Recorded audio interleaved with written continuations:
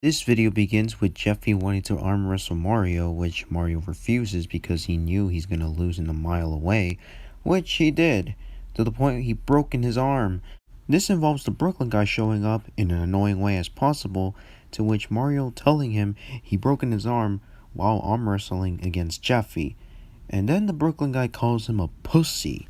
Yeah, one of the biggest problems with SML this year is Brooklyn guy, which sucks because he's been my favorite character until last year or so. So, Brooklyn guy mocks Mario and says that he is able to arm wrestle anyone, which Mario insists him to arm wrestle Jeffy, and he gets nervous, which he lies that he broken his arm by showing a pointless Nintendo animation. Now I understand that Logan uses Nintendo animation as an excuse to pad out the runtime, but if we're talking about videos like Jeffy's Jellyfish or Who Hurt Jeffy, there shouldn't be an excuse to have more than 3 minutes of unnecessary filler. Moving on, Brooklyn guy stated that he's able to put a cast on Mario's arm, but due to the storage, he's able to jack the price up to 5 G's. Jeffy thinks he's capable of paying the price with litter cheese, but Brooklyn guy actually meant was 5 grand. Rosalina mentions that Mario has enough money of his life savings, but Mario refuses because he needs his money for anything other than his broken hand caused by some guy who only exists for about a minute,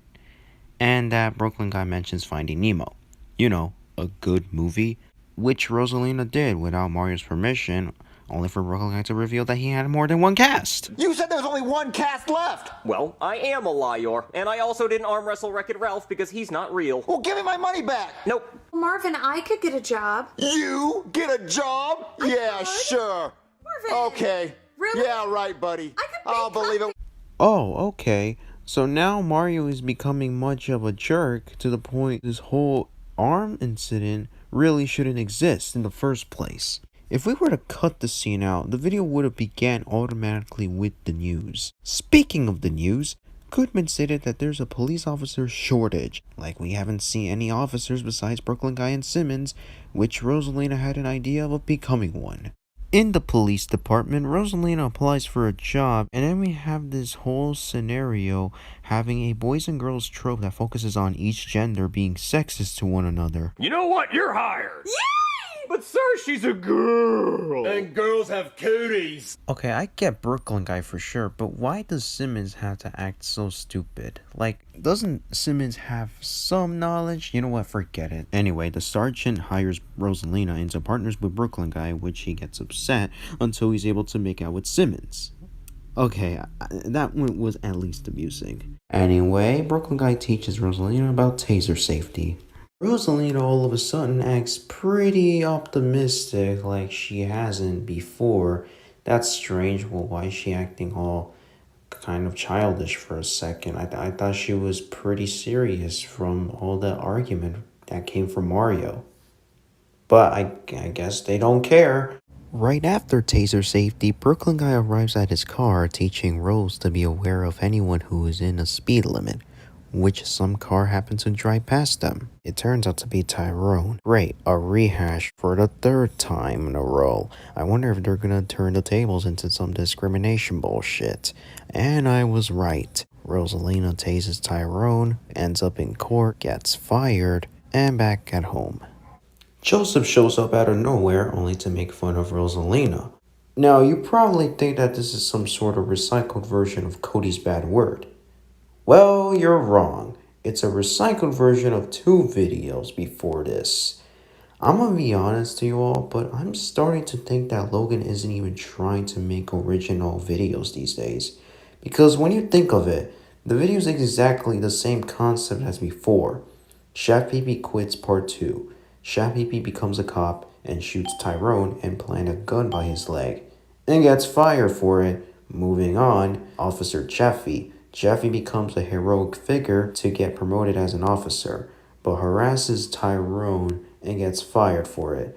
Moving on to this video, you could clearly tell they're the same story.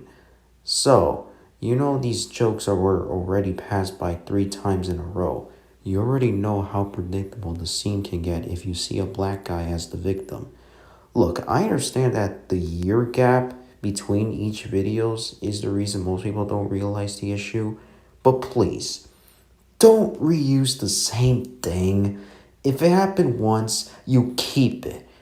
And think of another way to plan a climax if you're gonna do the same story again. Anyway, back at the police department, Brooklyn Guy is still finding someone to tag along as an officer, only for the plot convenience to show up. Simmons confessed that he paid Tyrone to plan out some sort of way to get Rose fired. I have a confession to make.